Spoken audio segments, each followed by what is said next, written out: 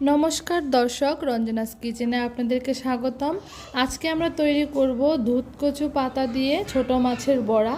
তো এই যে সেই জন্য আমরা এখানে অনেকগুলো ছোট মাছ, পেঁয়াজ, মরিচ, শুকনো লঙ্কার গুঁড়ো, তারপর হলুদের গুঁড়ো আর ধনিয়া পাতা নিয়ে পরিমাণ মতো তেল লবণ দিয়ে আর একটু লেবুর রস দিয়ে আমরা এটাকে ভালো করে মাখিয়ে নিচ্ছি।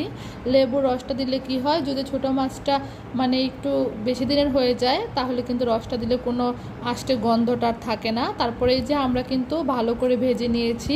কেউ চাইলে ওই যে মাখানোর পরে আপনারা কিন্তু না ভেজেও ভিতরে ভরে তারপর ভাজতে পারেন, কিন্তু আমরা এখানে মাখানোর কারণ হচ্ছে অনেক সময় যেন ভিতরে কাঁচা না থাকে, সেই জন্য আমরা এটাকে মাখিয়ে হালকা ভেজে নিয়েছি। তারপর যদি পাতায় ভরে ওটাকে ভাজা হয় তাহলে কিন্তু খেতে খুব ভালো লাগে। তো কাঁচা যেন না থাকে সেই জন্যই কিন্তু আমরা আগে হালকা করে ভেজে নিয়েছিলাম। তো দেখুন এই যে ভাজা কিন্তু হয়ে গেছে, এরকম হালকা করে ভেজে নিলে ভালো হয়। তাহলে তাড়াতাড়ি ভরাটাও ভিতরে সিদ্ধ হওয়ার আর কোনো ভয় থাকে না, সিদ্ধ হলো কি না সেই ভয়টা থাকে না। তারপরে এই যে দুধ কচু পাতাগুলো কিন্তু আমরা ভালো করে ধুয়ে পরিষ্কার করে নিয়ে নিয়েছি। এখন আমরা ওই যে মিশ্রণটি ভেজে রেখেছি গুঁড়ো মাছের, ওইটা কিন্তু এই পাতার মধ্যে আমরা ভরবো।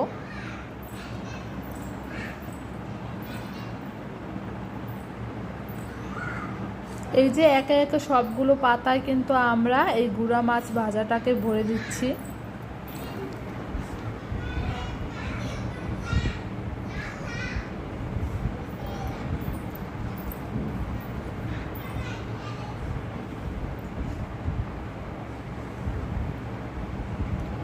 সবগুলো মাছ আমরা দিয়ে দিয়েছি। এবার কিন্তু পাতাটাকে আমরা সুন্দর করে ভাঁজ করে মুড়িয়ে তারপর একটা কাঠির সাহায্যে এটাকে আটকে দেব।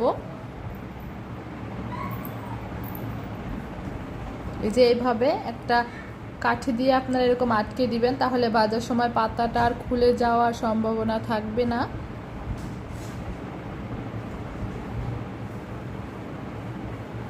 এই যে আমাদের সবগুলো কিন্তু বড়া একদম ভিতরে মাছগুলো দিয়ে তৈরি করা হয়ে গেছে। এখন শুধু ভাজার পালা। এখন বেশি ভাজতে হবে না, পাতাটা যেন সিদ্ধ হয় অতটুকু পরিমাণ ভাজলেই চলবে, যেহেতু আগে থেকে আমরা মাছটাকে ভেজে নিয়েছিলাম হালকা করে। এখন শুধু এপিট উপিট ভাজলেই কিন্তু বড়াটা তৈরি হয়ে যাবে।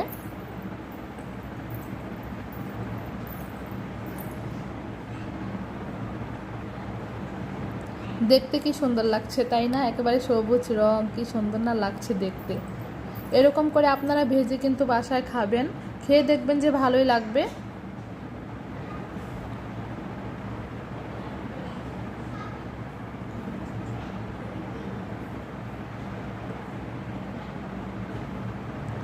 তো দর্শক এই যে বড়াগুলো কিন্তু ভাজা হয়ে গেছে, আমরা কিন্তু নামিয়ে নিচ্ছি।